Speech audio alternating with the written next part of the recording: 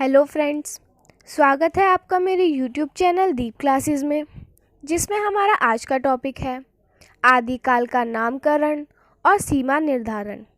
हमारा आज का टॉपिक स्टार्ट करने से पहले अगर आप हमारे चैनल पर नए हैं या आपने अभी तक हमारे चैनल को सब्सक्राइब नहीं किया है तो इसे सब्सक्राइब कर लें, जिससे हमारे आने वाले वीडियो के सभी नोटिफिकेशंस आप तक पहुंच सके।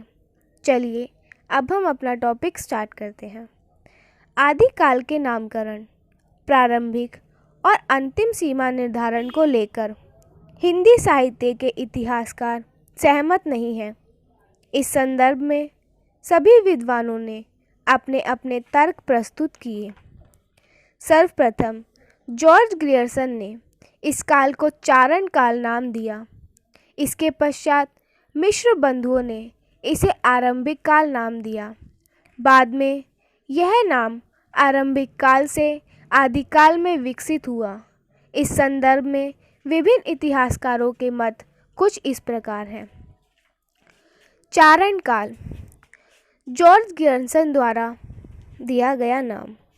सर्वप्रथम जॉर्ज ग्रियर्सन ने हिंदी साहित्य के इतिहास के प्रथम काल को चारण काल नाम दिया तथा इसका समय 643 ईस्वी माना, किंतु इस समय में किसी भी चारण रचना का उल्लेख नहीं मिलता, इसलिए चारण काल को योग्य नाम नहीं माना गया। दूसरा था प्रारंभिक काल। मिश्र बंधुओं ने इस काल को प्रारंभिक काल नाम दिया तथा इसे दो भागों पूर्वारंभिक काल और उत्तरारंभिक काल में विभाजित किया, किंतु किसी प्रवृत्ति को आधार बनाकर यह नाम नहीं दिया गया था, इसलिए विद्वानों ने इस नाम को स्वीकृति नहीं दी। तीसरा था वीरगाथा काल। आचार्य रामचंद्र शुक्ल ने साहित्य के प्रथम काल को वीरगाथा काल नाम दिया। इस पर आचार्य रामचंद्र शुक्ल लिखते हैं, आदिकाल के प्रारंभिक काल में प्रथम 150 वर्षों तक कोई विशिष्ट प्रवृत्ति नहीं मिलती है। धर्म, नीति, श्रृंगार तथा वीर रचनाएं दोहों में मिलती है। इस लोक प्रवृत्ति में जब से मुसलमानों की चढ़ाइयों का आरंभ होता है, तब से हिंदी साहित्य में हमें एक रूप दिखाई देता है। राजाश्रित कवि अपने आश्रयदाता राजाओं के पराक्रमपूर्ण गाथाओं का वर्णन करते हैं। यह परंपरा रासों में पाई जाती है। इसी को लक्ष्य बनाकर आचार्य रामचंद्र शुक्ल द्वारा इस काल को वीरगाथा काल नाम दिया गया। आचार्य रामचंद्र शुक्ल ने हिंदी साहित्य का दोहरा नामकरण किया है, जैसे आरंभिक काल और वीरगाथा काल। दूसरे काल को पूर्व मध्य काल और भक्ति काल, तीसरे काल को उत्तर मध्य काल और रीति काल, ऐसे ही चौथे काल को आधुनिक काल और गद्य काल नाम दिया। आचार्य शुक्ल मानते हैं कि किसी भी काल का नामकरण उस काल की विशिष्ट प्रवृत्तियों के आधार पर होता है। वह सिद्ध, नाथों और जैनों के साहित्य को धार्मिक साहित्य बनाकर रचनात्मक साहित्य की श्रेणी से अलग रखते हैं और विद्यापति और अमीर खुसरो को फुटकर खाते में रखकर यह इशारा करते हैं कि यह किसी भी विशिष्ट प्रवृत्ति में नहीं आते। आचार्य रामचंद्र शुक्ल इस युग की 12 रचनाओं का चयन करते हैं और उसी के आधार पर वह इस काल का नाम वीरगाथा काल नाम रखते हैं। वह रचनाएं हैं, पहली विजयपाल रासो, दूसरी हम्मीर रासो, तीसरी कीर्तिलता, चौथी कीर्ति पताका। ये चारों रचनाएं अपभ्रंश भाषा में ही हैं। पांचवी रचना है खुमान रासो, छठी बीसलदेव रासो, सातवीं पृथ्वीराज रासो, आठवीं जयचंद्र प्रकाश, नौवीं जयमयंक जस चंद्रिका, 10वीं पृथ्वीराज रासो और 11वीं अमीर खुसरो की पहेलियाँ, 12वीं विद्यापति की पदावली। ये रचनाएं देशी भाषा में हैं। इन्हीं रचनाओं के आधार पर आचार्य रामचंद्र शुक्ल ने वीर गाथा काल नाम दिया, किंतु कई रचनाकार इससे सहमत नहीं थे, तो इसका यह नाम मान्य नहीं हुआ। इसमें नेक्स्ट है संधि काल और चारण काल। डॉक्टर रामकुमार वर्मा ने साहित्य के आरंभिक काल को संवत 750 से 1375 का माना है तथा इसे दो खंडों में विभाजित किया है, संधि काल और चारण काल। डॉक्टर राजकुमार वर्मा ने संवत 750 से 1000 की रचनाओं को संधि काल में समाहित किया है और इसमें सिद्धों, नाथों तथा जैनों के साहित्य को सम्मिलित किया है। संधि काल में वह धार्मिक साहित्य मानते हैं। इसके लिए वह तर्क देते हैं कि इस युग में हिंदी भाषा तथा साहित्य का जन्म होता है, इसलिए इस काल को संधि काल कहना ही उचित है।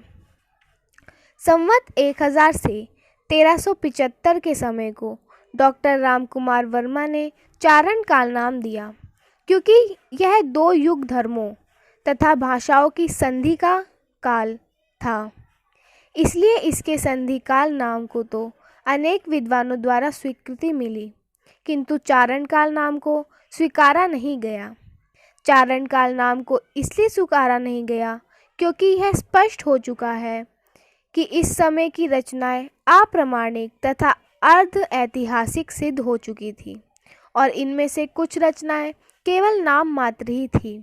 इसलिए यह स्पष्ट ही है कि डॉक्टर रामकुमार वर्मा द्वारा दिए गए नाम को भी अमान्य माना गया। आगे चलकर इसे सिद्ध सामंत काल नाम दिया गया। महापंडित राहुल सांकृत्यायन ने इस काल में प्रथम काल को सिद्ध सामंत काल नाम दिया। यह नामकरण केवल सिद्धों तथा सामंतों की ओर इशारा करता है। यह नामकरण तत्कालीन सामाजिक प्रवृत्तियों का बोध करता है। इस नाम को स्वीकार कर लेने से कई रचनाएं तथा उनकी प्रवृत्तियां उपेक्षित रह जाती हैं। भाषा शास्त्रीय दृष्टि से यह अपभ्रंश की चरम उपलब्धियों का युग है तथा पुरानी हिंदी और अपभ्रंश को एक मान लेना सही नहीं है। यही कारण है जो राहुल सांकृत्यायन द्वारा दिए गए नामकरण को तर्कपूर्ण नहीं माना गया। इसमें अगला नाम दिया गया बीज वपन काल। आचार्य महावीर प्रसाद द्विवेदी ने इस काल को बीज वपन काल कहा। अनेक साहित्यकार इसे तर्क संगत नहीं मानते।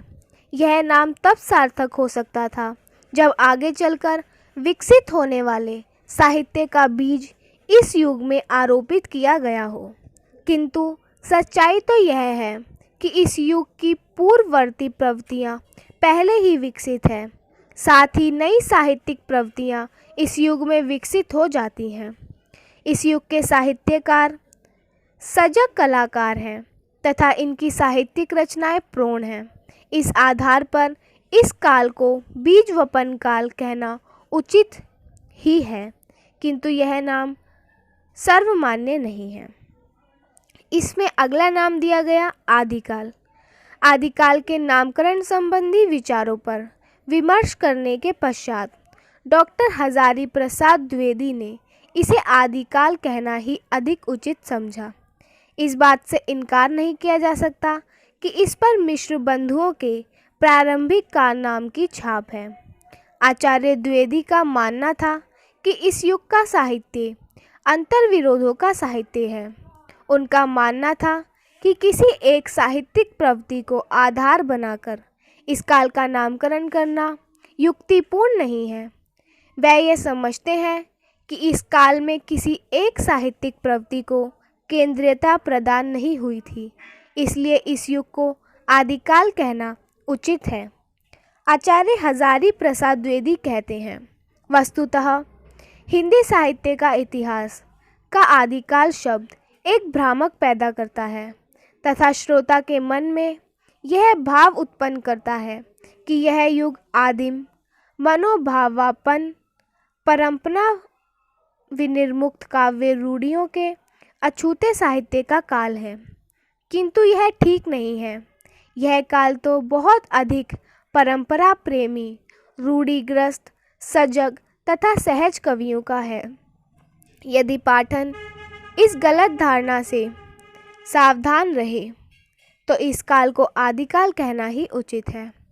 डॉक्टर हजारी प्रसाद द्विवेदी के द्वारा इस नामकरण को सभी के द्वारा स्वीकृति प्राप्त हुई, पर डॉक्टर नागेंद्र कहते हैं, वास्तव में आदिकाल ही एक ऐसा नाम है जिसे किसी न किसी रूप में सभी ने स्वीकारा है तथा यह इस बात के भाषा भावों और शिल्प को अपने में समेटे है, अतः इस काल को आदिकाल कहना ही उचित है।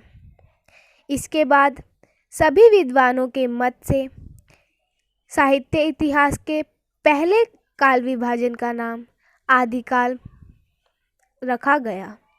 इसी के साथ हमारा आज का टॉपिक यहीं ख़त्म होता है, जिसमें हमने जाना आदिकाल के नामकरण और उसकी सीमा निर्धारण के बारे में। अगर हमारा आज का वीडियो आपको पसंद आया हो तो वीडियो को लाइक एंड शेयर करें और हमारे चैनल को सब्सक्राइब करें। Thank you for watching.